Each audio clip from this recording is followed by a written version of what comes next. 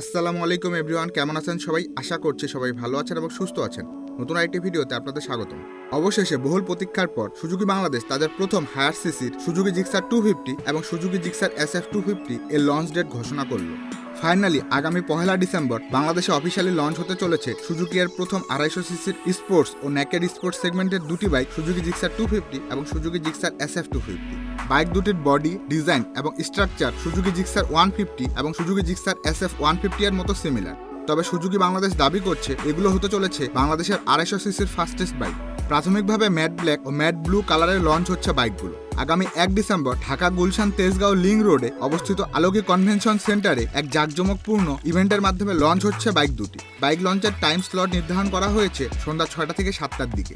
এর আগে 2024 মার্চে বাংলাদেশে প্রথম সুজুকি জিক্সার 250 এবং সুজুকি জিক্সার SF 250 এর প্রথম লুক রিভিল করা হয়। তখন জানানো হয় খুব দ্রুতই বাইকগুলো বাংলাদেশে লঞ্চ হয়ে যাবে। অবশেষে মাঝে দীর্ঘ একটি অপেক্ষার পর 2024 শেষের দিকে এসে লঞ্চ হচ্ছে বাইকগুলো।